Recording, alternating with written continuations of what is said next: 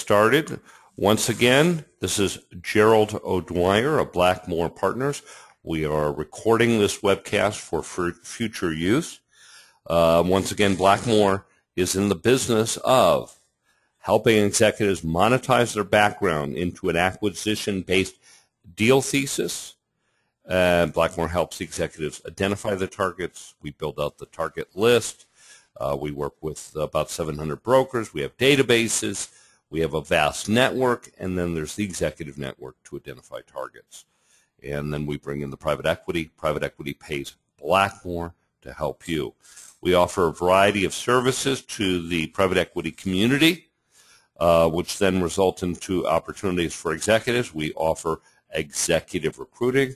We do this primarily for PE groups who want senior management with P&L experience, and we also do this for corporations. Okay? We offer buy-side advisory. Currently, we're working for a variety of corporations. Those corporations don't have an M&A staff. They outsource to Blackmore to help them identify potential targets and bring them to the company for evaluation and purchase. Blackmore gets paid on a monthly retainer and success fee.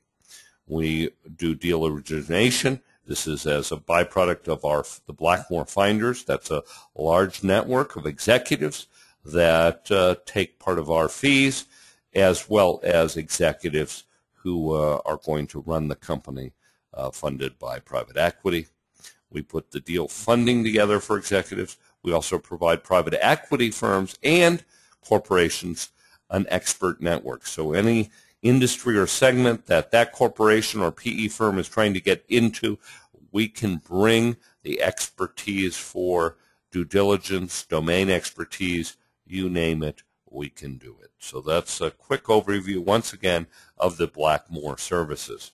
Today, we're going to be focusing on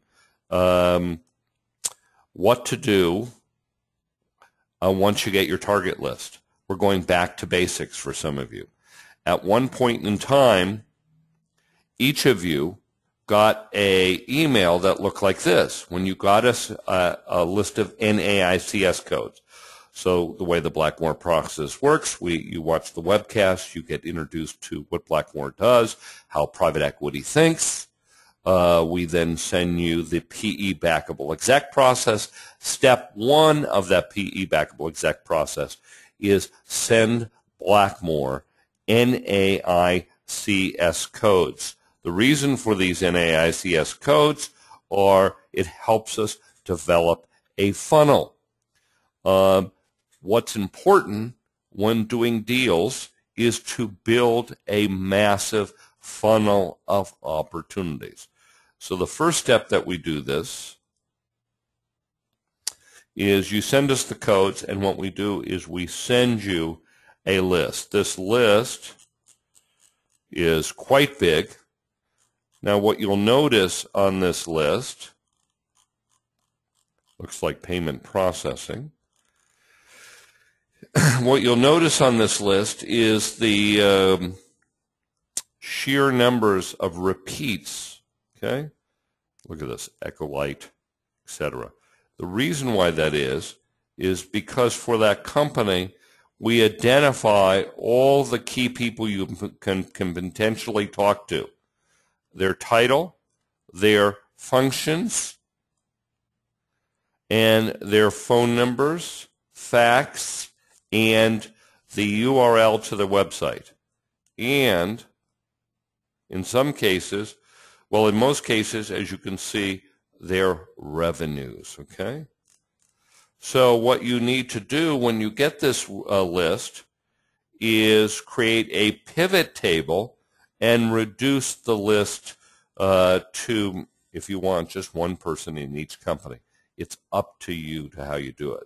The great thing about having all these different people to talk to here, the different names, is you can take these names and you can put them into LinkedIn and you can contact them that way. That's the benefit, by the way, once again, of having if you an intern is the intern who can do a lot of this time-intensive work. So once again, a lot of key players in every company, mostly the senior levels, are made available to you as part of this document. In addition, we mentioned that the document also provides revenues, okay, any asset available, and employees. How many employees are at each company? Okay, this is critical. Okay, so your first step, as we talk about in the email, okay, is to review the list. Okay, like we just did. If you have a change request or questions, you respond back to codes at Blackmore Partners. Of course, seeing me, Gerald O'Dwyer, BlackmorePartnersLLC.com, and you begin to sort the list by buying criteria. Now, something to keep in mind. These lists, let's go to revenue.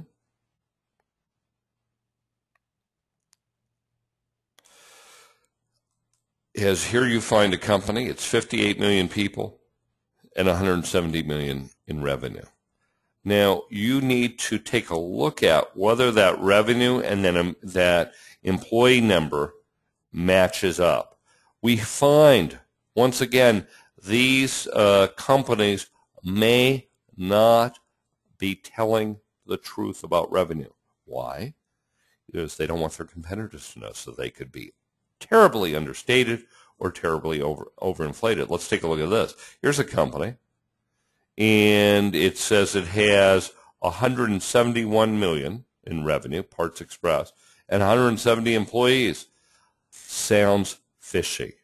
Okay? Sounds fishy. Very unlikely. So somehow, and here's another one. Again, 170 Aeroflex, 170 in revenue. Something's off there. So you need to go through and do your own due diligence. Here's a company, 30 million and 160 people. Sounds a little low to me, okay? Again, here's another one, 182 and 160 people. So I don't know how these companies report. We do know that they're individually called, but what happens is you can't trust all the information. You need to be able to, let's put it this way, trust but verify. Okay? So we send you this list. Your job is to sort through it as quickly as possible, keeping in mind that what you want is to get to 100 high probability targets at least 100, that meet your revenue and EBITDA criteria. Okay? 5 million EBITDA. If after going through this list you don't have enough, go back to the codes and see if there's adjacent industries or segments, and then send those to us, and we'll get that information for you. We will also, once you send us the document, and I'll show that to you here shortly. Let's see if I have it. I don't have it in this one. It was actually sent in the email called Blackmore Partners Backable Exact Process, is you send us a profile of your target, revenue, EBITDA, industry segment that you're looking for, what areas of the country, certain characteristics. We'll put that out to our brokers, and we will split our fee with them. Okay? Also, another resource for you to use is the merger network. Let's pull that up to find additional companies to buy. Okay, search for businesses for sale. As you can see here, it's by a lot of key categories. You can select the world or region. Look at this, pretty sizable. Okay, so this is an excellent resources that you can use. You can sort by state. You can sort by markets, popular categories, international. Okay, so this is an excellent resource community for you to use to find additional targets. Okay. Okay, let's go back to the list. So once again, you need to go through this, what seems overwhelming, a list, and what you can do is you can sort it. Each one of these categories is sortable.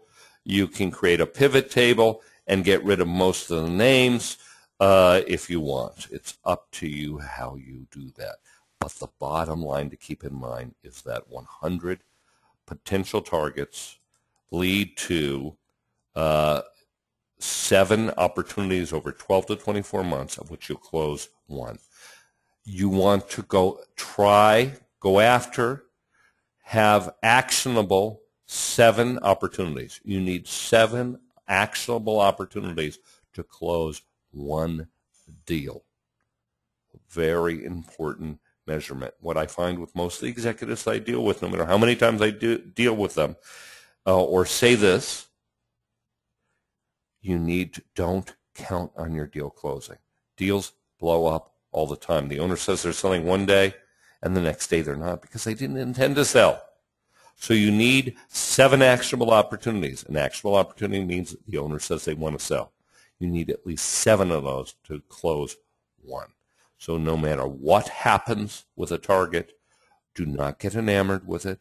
Keep the process of calling, okay, going on. One is critical. So one of the things that you'll see here in this email, let's see, Blackmore Advisory, searching for a business. You see the searching for the business best practices. There's a variety of articles to read. The most important one that you can read is the phone call template. This is the key message. Start calling ASAP. What I find, one of the biggest reasons why executives are not successful in this process, they try to do everything but calling. Oh, I'm not ready. I just don't have the script down right. And gosh, I haven't done enough research on the company. Really, and here's our message to you. It really doesn't matter. The script is so basic and simple. Once you get this script down, you're going to be leaving a very simple message. You don't need to know a lot about the company.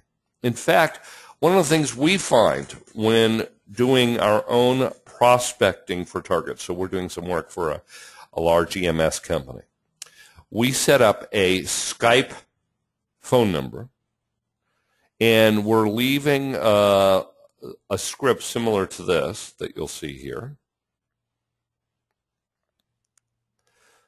Hi, this is Gerald O'Dwyer. I'm calling on behalf of a large EMS company located in it's an internationally based EMS company, and we'd like to talk to you about buying your company. The phone number, we spell out the phone number. We give the email address, and we have them call a phone number that is Skype based, so that if they do call back, and it typically takes 5 to 11 phone calls to get a call back, we get a message from them. I don't like to be surprised by owners calling me back. I want to be ready. So if they do call back, I look up their name. I see what I have, the angle of how I'm going to approach them. I've done a little bit of research. So here's my message to you.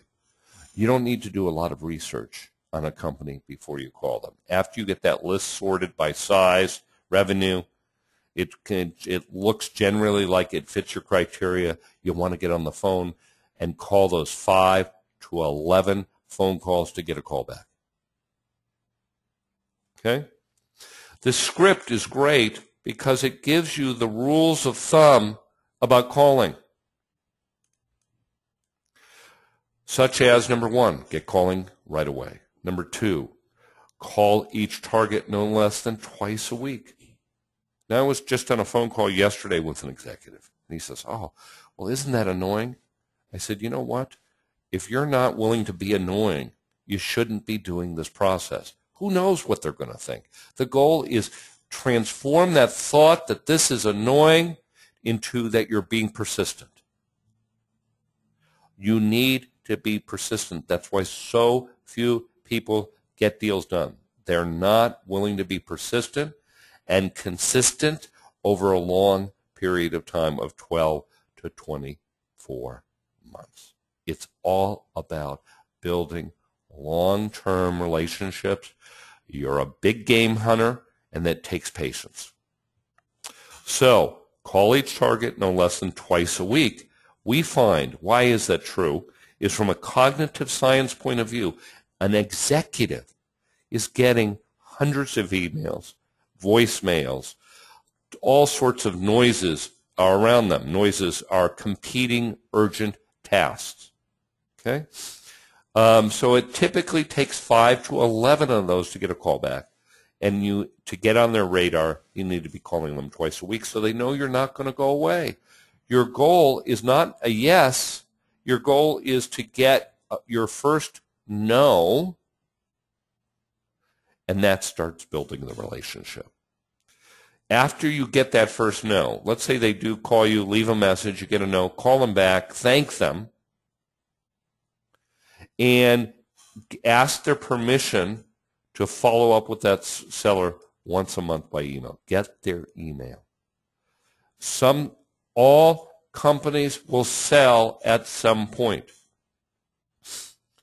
Your job is to make sure that you are always following up so that when they're even thinking about it, you're getting early warning. Why do you want an early warning? Because if other competitors get into the game before you do, they have the leg up.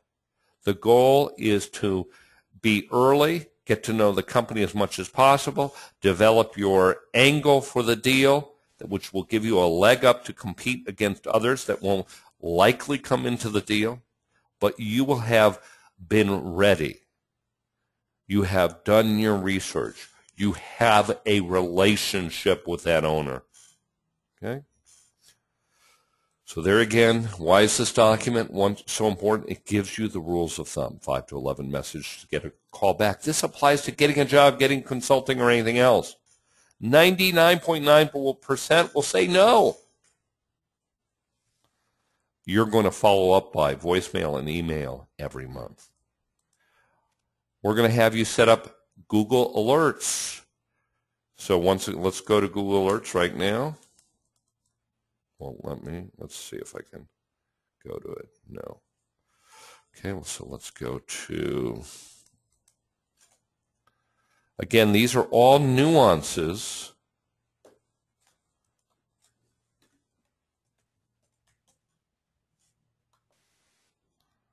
These are all nuances to help you win the game. So you can put the name of the company. You can say you want everything on that company or the name of that person, how often you want it. I recommend that you get it once a day or once a week, depending on your level of urgency. And you can set up a special email to do it. Okay? So let's take a look at what alerts I have. So you can see here, family PE firms, family enterprises, debt bonds. Let's take a look at what's here, family enterprises.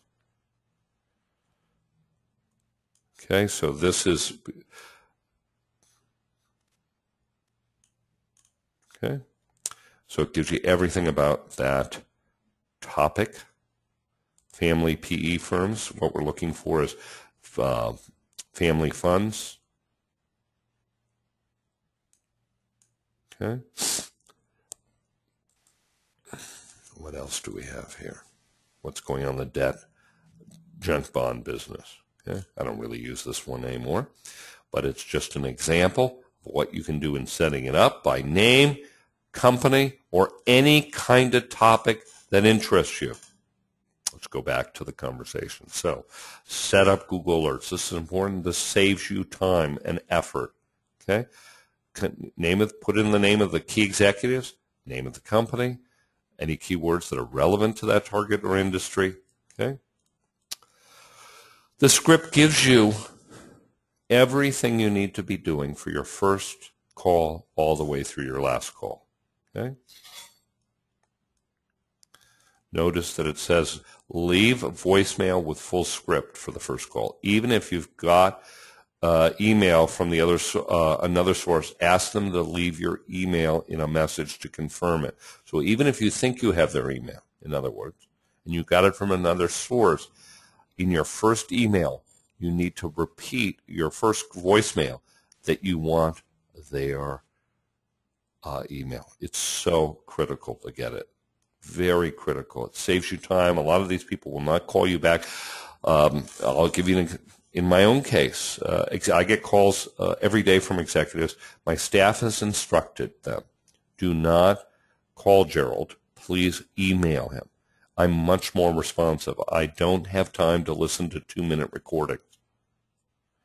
Second call, start out with the same as above. Give your phone number and that you want to schedule a 15-minute meeting. You know, maybe there's something you can talk about, your goals, your thesis. Or maybe you want to ask them about other targets they may know. So state some of your goals. Okay? Also let them know, if you have their email, that you're going to send them an email, and if they would just respond that no need to call back, just email back. Again, if you don't have their email, keep asking for it. Again, you need to call the same target twice per week and have them take you seriously. No kidding. Most of you listening on this call are not doing the practice as we've outlined. Thereby, you're being less successful. You're being less successful than you could be. Third call, be friendlier. Now they're getting to know you. You're actually, through these phone calls, building an unconscious relationship with that owner. Third call. Now you're into week 2. You did your 2 calls last week. Now you're in the second week. You're making your third phone call, and you're upping your tone. Bob, obviously you see that I'm not going away. I'm going to continue to try and reach you. Make a joke about how you've tried to, some kind of something humorous about how you've tried to contact them. The intention is to also find out if they're getting your messages and emails. They may be being screened, which is not a problem. Once again, if you have their email, state that you will send them an email, and they can just respond back with a time for a 15-minute call next week or the week after. 4th to 11th call, state your name, company, purpose of the call is 15-minute conference call.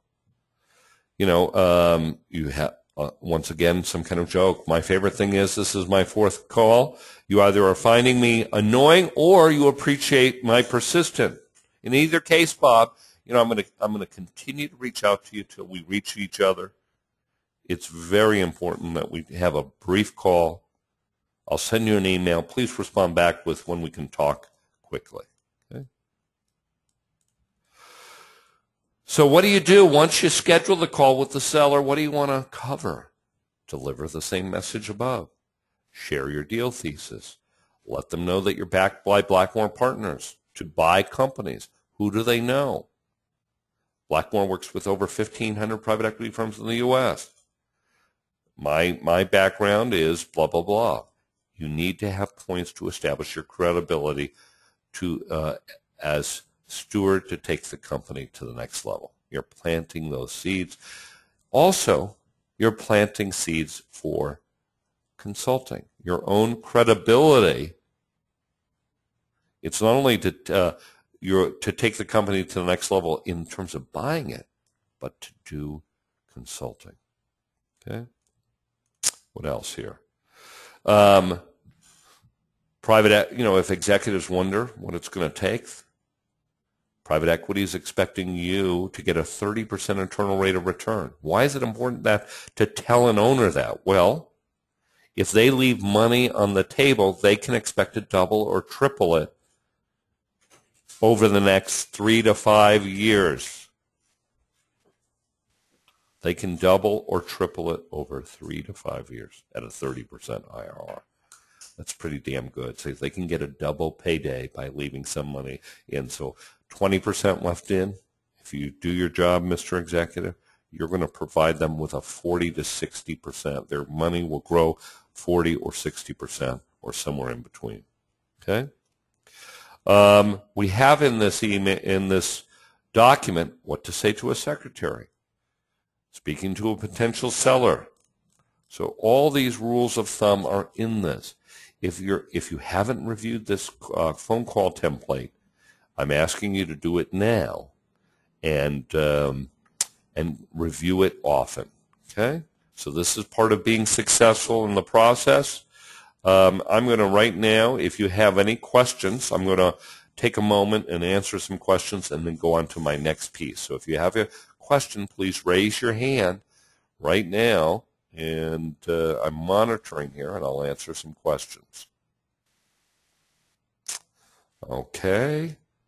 I don't see any new questions. I'm going to close that screen so I can go on to the next document. Okay. There's a great article here. Strong HBR, that was included. How to build your network. Strong personal networks just don't happen at the water cooler. Obviously, this is for people in corporations. They have to be carefully constructed. So here's how to strengthen your networks. Excellent article. Highly recommend rereading it if you haven't done it. Let's take a look at it. This gives you some examples. I won't go through it. It's a little too complex thought. How to map your network so you can begin to look for where you have interconnections. The great thing about LinkedIn, it makes it very, very easy to see how you're linked in. Okay, the importance of brokers and companies.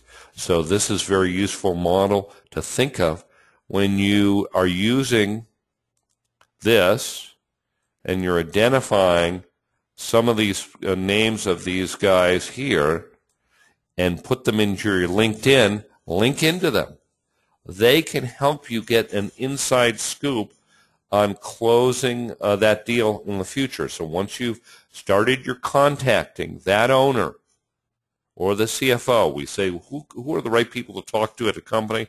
It's the CFO, has a lot of influence, and of course the president/owner. Now look at this company. This company has a president and an owner. So you might want to talk to the owner, president, and the CFO, if there is one at that company. Okay, that's very, very critical. Now, what I notice with some executives I'm working with is they go, well, once I figure out how to link into these people, then I'll start calling. No. Call.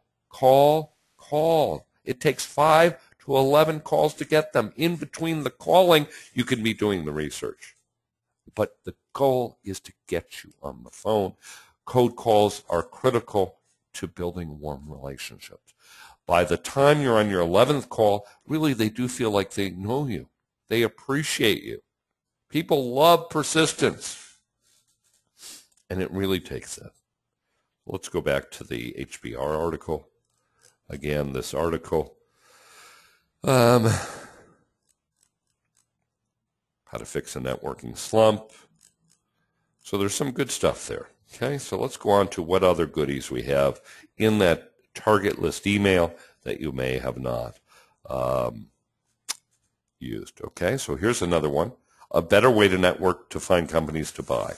This was done by Andy Moat, an executive I met. He was going after very small companies, I think in the 5 to 10 million revenue range, and he was at it for 2 years and failed miserably. He did not have the Blackmore process, the detail of it, he said. However, he had some very good tools. He's a very good process guy. And he had a good CRM. He developed practices. He developed a website in which he shared what he was developing with friends, which seemed to be, from what I found, more important than him finding a company. But he turned it into a job, by the way. You can look him up on the web, Andy Moab, where he is today. So he talks about how most people do it. He talks about how do you have network making a difference. Networking is important not only for you to buy these companies, but it's important to get consulting and set up your new job and anything else that you may be trying to achieve in life. It doesn't happen. But the great thing about what he does, it's all about process focusing, prioritize, being efficient, using your time well, being memorable, how focused he needed to be in his messaging. So I thought this article was very useful. You need to reread these many times over and then begin to weave them into your best practices. They don't happen just once. Here's another one. I think this is by Andy also. This was later, about a year or two later. And he just talks about searching for a business and his lessons. He I think, had a search fund by that time. But the key thing to keep in mind, searching for a business is one of the hardest things you can undertake in your professional career. Now, he says it's not something one can do on a part-time basis. We disagree. We at Blackmore find that you should only be doing this as 10 hours a week. Now, if you're looking for consulting and you need consulting dollars, typically it's 50% delivery and 50% prospecting for new clients, building the funnel. So actually, if you have the goal to get a job, get prospecting dollars in, buying a company, guess what? You can easily do this full time. But what you're doing is you're using the same networking to gain multiple outcomes instead of just focusing one or the other. It's a mistake just to focus trying to buy a company. I was on a phone call today with an executive who was telling me that she's focusing too much on buying a company and hasn't really been building a consulting business. What's that lead to? Stress. Why? No income. Living off the 401k or just living off whatever savings there is creates stress. This is why we tell everyone executive is 10 hours a week focused on buying a company only if that's what you're going to do. The rest should be building your job network opportunity, getting consulting. Even if you don't want consulting, get the money in. You just don't know what's going to happen in this economy and how long it's going to take. It always takes much longer than you think. So every dollar in increases your runway.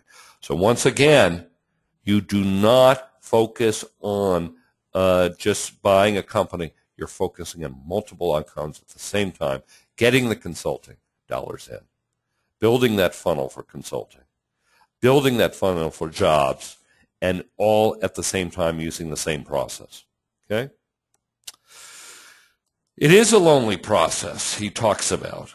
What's great about Blackmore is you're part of a community. These Thursday calls, and let's go back to that for a moment. Every one of you should be signed up for all Thursday calls ahead of time. And then when you're starting to run out of these, when you're getting closer to August, you email me saying, I want to, please send me the links so I can register. We want you to register for all of them, even if you're not going to be on the calls. Why? Because we'll send you the webcast.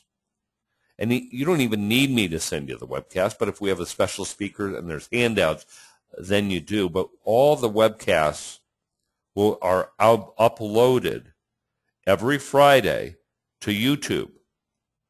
Okay? So these webcasts are your training and development time and your opportunity when live to be part of a community. So very important that you sign up for these principal tools and templates. We now call it PE 101. I need to change that. Okay? If you have an intern, we highly recommend that you have your interns on.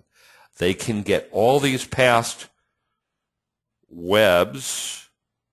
Let's see, how do you do it? What I do, this is Google, okay? So I put in here, Blackmore Partners, YouTube, and there they are. Okay, there's a bunch of them. Okay, and then I go, more videos for Blackmore Partners, YouTube. Okay. Stage 3, PE 101, Tom Bixley. So you'll see more of them. Okay. Or I think you can go to YouTube directly. Now it's going to automatically log me in, but when you go to YouTube, and since you don't have my account information,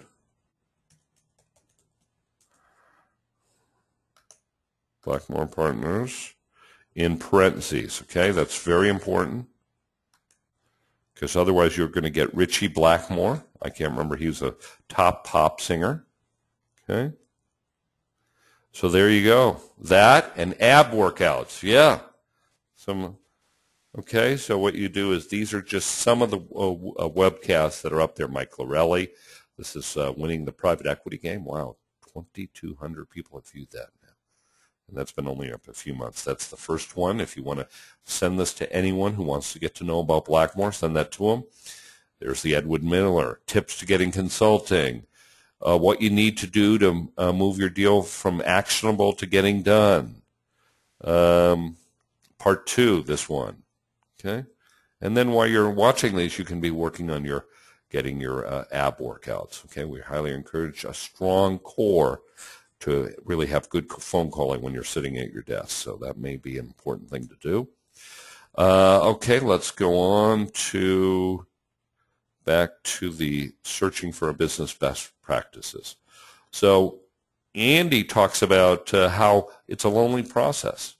So your network is important. Here at Blackmore, you have a community of fellow searchers. You're not alone. And I'm here pushing you as much as I potentially can. Okay? What else? Andy goes on and talks about how business owners think, how they always have a price, not a multiple. They're often unreasonable in value expectation. There's research in behavioral economics done by an individual that this is all of us, when we own an object, we tend to value it at almost double whatever it's worth. So you can count on whatever price that owner says it's worth, it's likely half that is what the market rate is. Now the question becomes, how do you get an executive to deal with get them to be reasonable? Well, you don't tell them, hey, it's only worth 5. One of the questions is you want to create an inquiry, and one of the ones I like to use is, well, so you want a 10 multiple, okay? Now, if I brought you a firm that was just like yours, I don't know, maybe you have thought of doing add-ons, Mr. Owner, what would you pay for it? What are the multiples that you would be willing to pay for? Because frankly, I do have other targets I'm talking to that would be willing to sell to you at that price. So engage them in dialogue to confront their reasoning. Once again, at some point, they all have to sell. So I think Andy does a great job of talking about the kind of owner that you're going to be dealing with, about what's the difference between an older owner and a younger owner. Don't be surprised that most owners cheat on their taxes, hence the concept add backs. Okay, what makes a good searches? A lot of good stuff here, okay? So read it, reread it over and over again. Okay, let's go back to the email. What else do we have in here? Internship posting. This is an example of an intern listing you could put up on Craigslist. Here's something else to keep in mind. Young people are flaky, and even if you pay them, they're flaky, And when you don't pay them, one day they say they'll sign up, but they're looking for the bigger, better deal. So always have backup interns. Typically, we say for every intern we hire, it takes us, we have to make 5 offers of people said they're interested. And then we immediately look for additional interns to bring in. Now, we have an office we work with. Most of you on this call do not have an office. That's not a problem. It's just a matter of how good you are at giving them a process, such as having them be on the webcast, having them go review the webcast, train and develop your interns. And remember that don't count on them. Have backups. That's part of your role, is to have backup after backup after backup. Okay, so we've talked about a better way to network to find companies to buy, best practices. We've reviewed the document that's in this packet here called Contacting Targets by Executive Conversation. We've reviewed the HV article. There is a Blackmore Partners non-circumvention agreement. Here's the intention of this. One thing, when it comes to shopping a deal, we only shop exclusively with executives who give us 100% control of shopping the deal. We will not work with executives, typically, there are rare cases, who say, well, I have my private equity friends that I want to go to first. If you do, don't enter our process. Go work with them, then come back to us. We only make our money by shopping and making a deal successful. We deal with hundreds of private equity firms for every deal. Hundreds. It takes that. And we cannot risk one private equity firm who you bring in and who says, no, we're not going to pay Blackmore a fee because you brought us in, and we get carved out. That's not fair to us. So the basic, again, the intention here of what this agreement covers is you will not go around us on a deal. We won't go around you either. And it only covers the shopping part. Okay? So if there's language you want to change, you go through it, and your job is to change it, get it back to us, and we'll sign it. Okay? All right. For those of you on the call, please, any questions here? I'm now opening this up for some questions. I'm going to give you another 5 seconds here. 5, 4, 3, 2, 1. If you have questions, you need to press the button that raises your hand, and I'll turn the mic on and answer any questions. Okay? No. Let's go back to now then where we were in the process. So we now covered the intention of the Blackmore non-circumvention agreement, which is just getting exclusivity. No one goes around you. We don't go around you.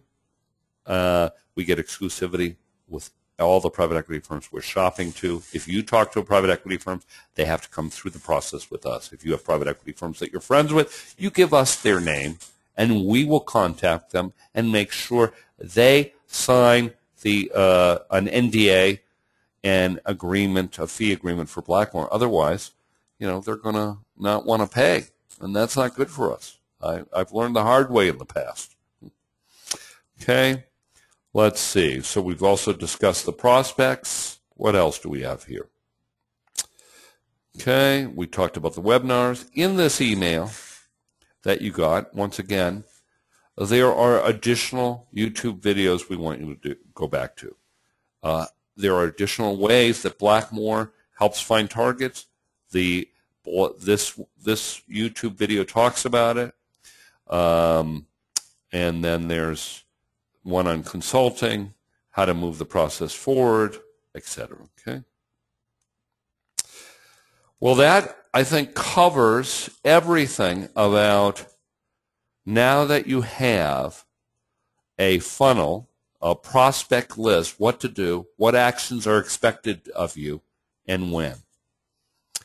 Once again, I'm now going to open this up for final questions before we end this meeting.